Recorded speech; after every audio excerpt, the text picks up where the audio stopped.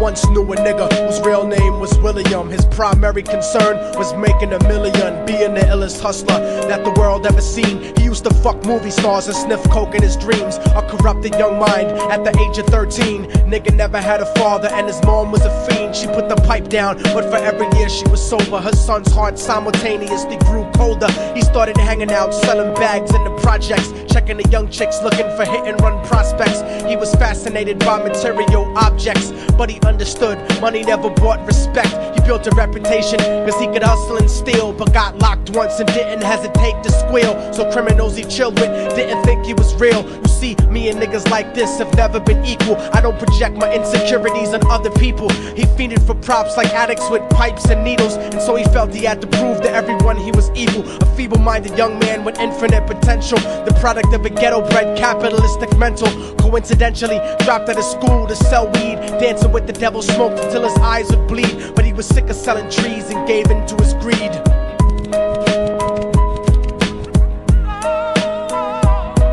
Everyone tryna be trife, never face the consequences. You probably only did a month for minor offenses. Ask a nigga doing life if he had another chance. But then again, there's always the wicked that knew in advance. Dance forever with the devil on a cold cell block. But that's what happens when you rape, murder, and sell rock. Devils used to be gods, angels that fell from the top. There's no diversity because we're burning in the melting pot.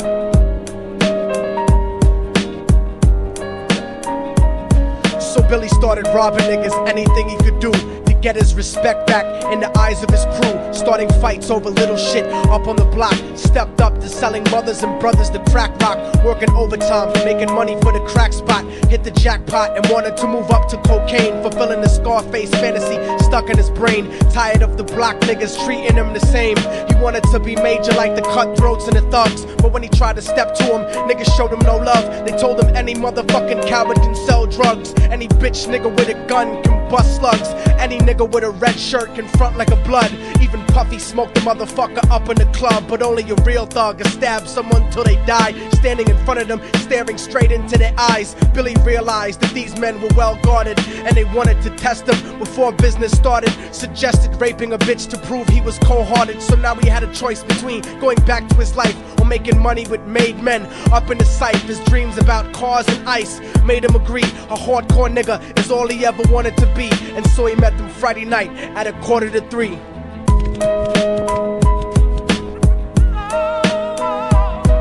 Everyone tryna be trife, never face the consequences. You probably only did a month for minor offenses. Ask a nigga doing life if he had another chance. But then again, there's always the wicked that knew in advance. Dance forever with the devil on a cold cell block. But that's what happens when you rape, murder, and sell rock.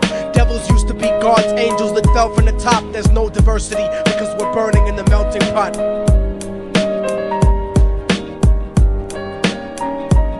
They drove around the project slow while it was raining, smoking blunts, drinking and joking for entertainment, until they saw a woman on the street walking alone, 3 in the morning, coming back from work on her way home. And so they quietly got out the car and followed her. Walking through the projects, the darkness swallowed her. They wrapped her shirt around their head and knocked her onto the floor. This is it, kid, now you got your chance to be raw. So Billy yoked her up and grabbed the chick by the hair and dragged her into a lobby that had nobody there. She struggled hard, but they forced her to go up the stairs. They got to the roof and then held her down on the ground, screaming, "Shut the fuck up and stop moving around." The shirt covered her face, but she screamed and clawed. So Billy stomped on the bitch till he broke in her jaw. Them dirty bastards knew exactly what they were doing. They kicked her until they cracked her ribs and she stopped moving. Blood leaking through the cloth, she cried silently.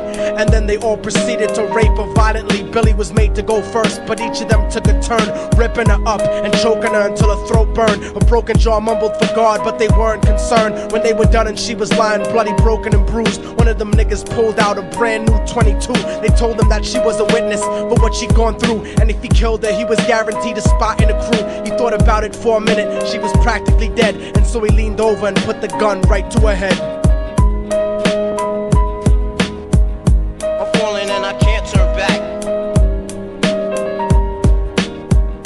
I'm falling and I can't turn back. Right before he pulled the trigger and ended her life, he thought about the cocaine with the platinum and ice, and he felt strong standing along with his new brothers. Cocked the gat to her head and pulled back the shirt cover, but what he saw made him start to cry.